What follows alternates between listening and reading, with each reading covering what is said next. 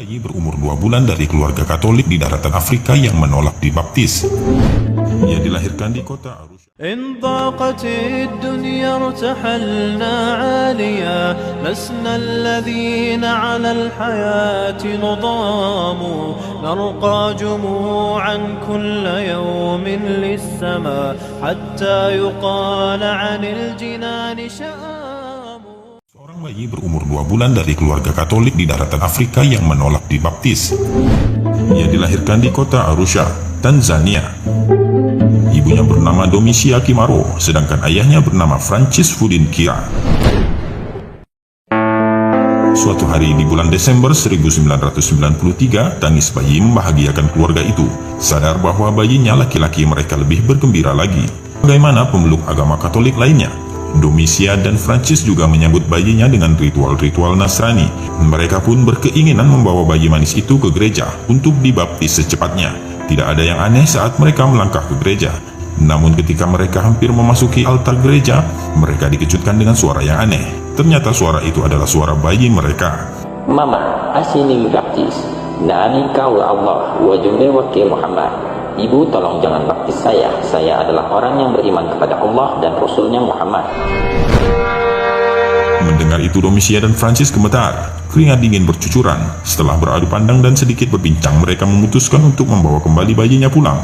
Tidak jadi untuk membaptisnya.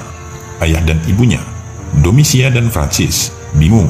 Kemudian didatangkan seorang pendeta untuk berbicara kepada bayinya itu.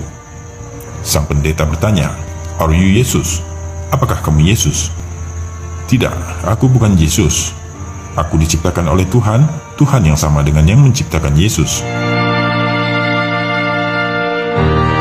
Maret 1994, ketika usianya melewati 2 bulan, bayi itu selalu menangis ketika hendak disusui ibunya. Domisia merasa bingung dan khawatir bayinya kurang gizi jika tidak mau minum ASI, tetapi diagnosa dokter menyatakan ia sehat. Usianya yang baru 4 bulan memulai mengeluarkan lafal-lafal aneh. Beberapa tetangga serta keluarga Domisia dan Francis terheran-heran melihat bayi itu berbicara.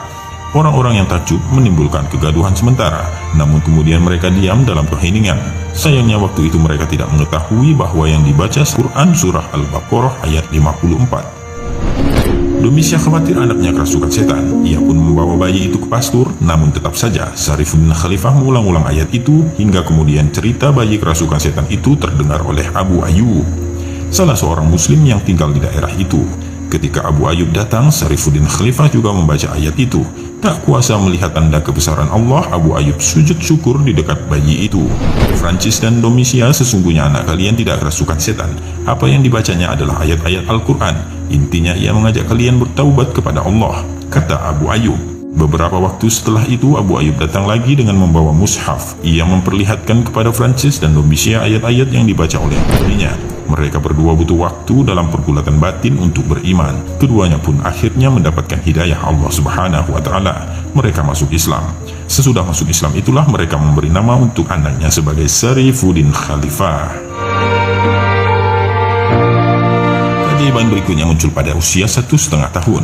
Ketika itu Syarifuddin Khalifah mampu melakukan sholat serta menghafal Al-Quran dan Bible. Lalu pada usia 4-5 tahun ia menguasai 5 bahasa. آتنا في دنيا حسنة وفي الآخرة حسنة وقنا عذاب النار وعذاب الدين وعذاب القبر وعذاب الدنيا. Usia itu Syarifuddin Khalifah mulai melakukan syafari dakwah ke berbagai penjuru Tanzania hingga ke luar negeri. Hasilnya lebih dari 1.000 orang masuk Islam. Kisah nyata Syarifuddin mengislamkan ribuan orang ini terjadi di distrik Pumwani, Kenya, tahun 1998.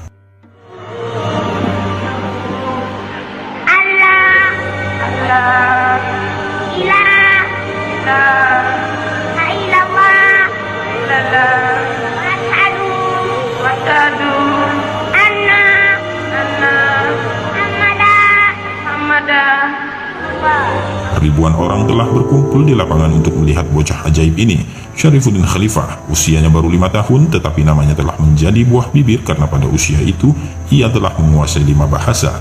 Oleh umat Islam Afrika, Syarifuddin dijuluki Miracle Kid of East Africa.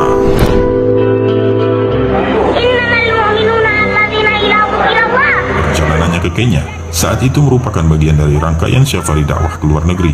Sebelum itu, ia telah berdakwah hampir di seluruh kota di negaranya Tanzania. Masyarakat Kenya mengetahui keajaiban Syarifuddin dari mulut ke mulut. Beberapa waktu kemudian, Syekh kecil yang mereka nantikan akhirnya tiba. Ia datang dengan pengawalan ketat layaknya seorang presiden. Ribuan orang yang menanti Syarifuddin Khalifah rupanya bukan hanya orang Muslim. Tak sedikit orang-orang Kristen yang ikut hadir karena rasa penasaran mereka. Mungkin juga karena mereka mendengar bahwa bocah ajaib itu dilahirkan dari keluarga Katolik, tetapi hafal Al-Quran pada usia 1,5 tahun. Mereka ingin melihat Syarifuddin Khalifah secara langsung. Wajar jika anak sekecil itu memiliki wajah yang manis, tetapi bukan hanya manis. Ada kewibawaan dan ketenangan yang membuat orang-orang Kenya takjub dengannya, mengalahkan kedewasaan orang-orang dewasa. Bahasa Arabnya yang sangat fasih diakui oleh para ulama yang hadir pada kesempatan itu. Hadirin benar-benar takjub, bukan hanya kagum dengan kemampuan berceramah, tetapi juga dengan isi ceramahnya yang membuka mata hati orang-orang Kristen yang hadir pada saat itu.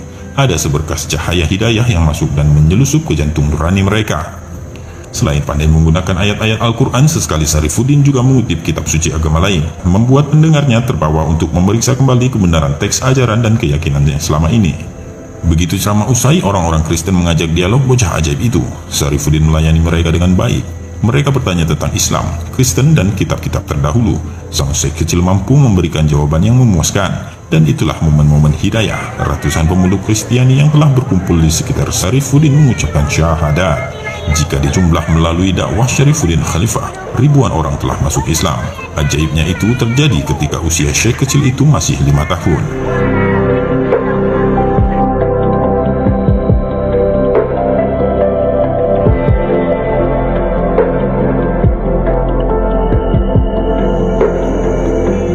Mungkin Anda akan terheran-heran, bahkan tidak percaya jika ada orang yang bilang bahwa di zaman modern ini ada seorang anak dari keluarga non-muslim yang hafal Al-Quran dan bisa sholat pada umur 1,5 tahun, menguasai 5 bahasa asing pada usia 5 tahun, dan telah mengislamkan lebih dari 1.000 orang pada usia yang sama. Tapi begitulah kenyataannya, dan karena ia disebut sebagai bocah ajaib, sebuah tanda kebesaran Allah Subhanahu wa Ta'ala. Sekarang bayi itu sudah remaja. Para ulama dan habaib sangat mendukung dakwah Syekh Syarifuddin Khalifah. Bahkan ulama besar seperti Al-Habib Ali Al-Jufri pun rela meluangkan waktunya untuk bertemu anak ajaib yang kini telah remaja dan berjuang dalam Islam. Allahu Akbar.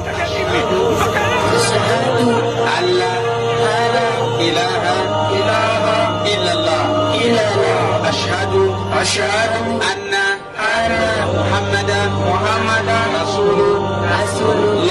Tunatamka kwa ulimi na tunakubali kwa roho yetu hakuna mola apasaye kuabudiwa kwa haki ila Mungu ni mmoja tu, na Mtume Muhammadi ni mtume wa Mungu, na Yesu si Mungu wala si mwana wa Mungu,